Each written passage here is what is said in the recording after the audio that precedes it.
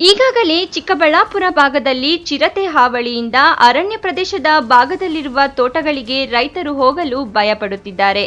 ಅದರಲ್ಲಿ ಆಗಾಗ ಅಲ್ಲಲ್ಲಿ ಪ್ರತ್ಯಕ್ಷವಾಗುತ್ತಿದೆ ಚಿರತೆ.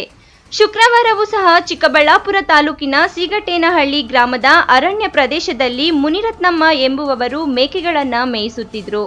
ಆದರೆ ಏಕಾಏಕಿ ರಕ್ತದ ರುಚಿ ನೋಡಲು ಚಿರತೆ ಮೇಕೆಯ ಮೇಲೆ ದಾಳಿ ಮಾಡಿ ಕೊಂದು ಎಳೆದೊಯ್ಯಲು ಮುಂದಾಗಿದೆ.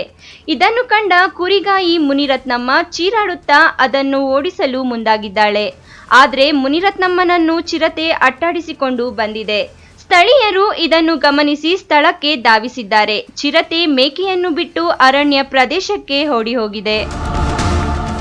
ಅಲ್ಲ ಸರ್, ಯಾರೋ ಜಮೀನು ಕೊಂಡಿದ್ದಾರೆ, ಅದರಲ್ಲಿ ಮೇಕೆ ಮೇಯಿಸ್ತಾ ಇದ್ದೀವಿ. ಅದು ಯಾವ ಕಡೆ ಬಂತೋ ಏನೋ ಗಿಡದಲ್ಲಿ ಬಂತು ಹಿಡ್ಕೊಂಡ್ಬಿಡ್ತವೆ ಮೇಕೆನ. ಹಿಡ್ಕೊಂಡ್ಬಿಡ್ತಾರೆ. ಆಮೇಲೆ ಅಮ್ಮನು ಹೆಂಗಸ ಮೇಯಿಸ್ತಾ ಇದ್ದಿದ್ದು ಅಮ್ಮನು ಕಲ್ತಕೊಂಡು ಹಾಕಿದ್ರೆ ಅಮ್ಮನ ನಿಂತು ಬಿದ್ದಾಗ ಆಮ್ಯಾಕೆ ನಾವೆಲ್ಲ ಹೋಗಿ ಬಿಡ್ಸ್ಕೊಂಡ್ಬಂದು ಇಲ್ಲಿ ಹಾಕಿದ್ದೀವಿ ಸರ್. ಸರಿ. ಆ ಅಮ್ಮನು ಮೇಯಿಸ್ತಾ ಇದ್ಲು ಪಾಪ ಹೆಂಗಸು ಬಂದು ಕಚ್ಕೊಂಡ್ಬಿಟ್ಟಿದ್ರೆ ಅಮ್ಮನು ಓಡೋಗಿಬಿಟ್ಟವಳೆ. ಕಲ್ತಕೊಂಡು ಹಾಕವಳೆ ಅಮ್ಮನ ನಿಂತು ಬಿದ್ದಾಗ ಆಮೇಲೆ ಬಿಟ್ಟು ಓಡೋಗಿದ್ರೆ ನಾವೆಲ್ಲ ಹೋಗಿ ಬಿಡ್ಸ್ಕೊಂಡ್ಬಂದು ಇಲ್ಲಿ ಹಾಕಿದ್ವಿ. ಇದೇ ಥರ ಈ ಆಮೇಲೆಲ್ಲ ನೋಡವಳೆ ಸಿಕ್ತೆ ಅಂದು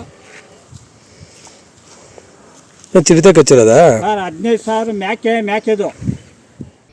ಇನ್ನು ಈ ವಿಚಾರ ಅರಣ್ಯಾಧಿಕಾರಿಗಳು ಗಮನ ಹರಿಸಿ ಕ್ರೂರಿ ಚಿರತೆಯನ್ನು ಹಿಡಿದು ಸುರಕ್ಷಿತ ಪ್ರದೇಶಕ್ಕೆ ಬಿಡಬೇಕೆಂದು ಗ್ರಾಮಸ್ಥರು ಮನವಿ ಮಾಡಿಕೊಂಡಿದ್ದಾರೆ. ಕಳವಾರ Arun, MM TV news, Chikkaballapur.